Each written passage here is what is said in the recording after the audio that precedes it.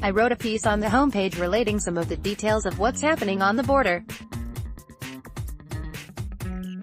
Not only scratched the surface of the legal complications of simply trying to return home people who show up here illegally from Central America as family units.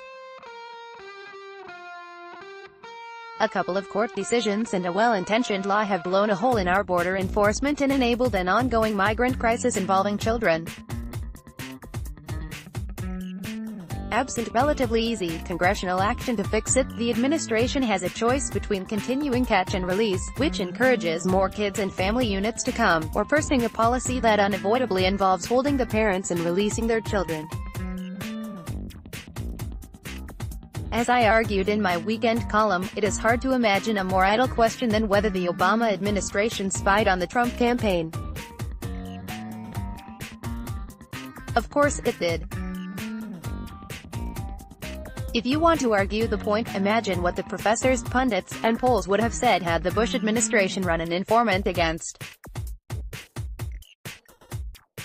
Read more from day one. The Trump administration has gone about the business of dismantling Obama-era policy. It is one of the many reasons the American left despises him so much, and has so rapidly gone into resistance mode. The animosity is further fueled by Trump's in-your-face modus operandi, both rhetorically. Read more. Even by the standards of Twitter mistakes, this weekend's frenzied sharing of a photograph of immigrant children sleeping in a cage stands out. The picture is pretty sobering. It shows two young kids sleeping behind a chain-link gate.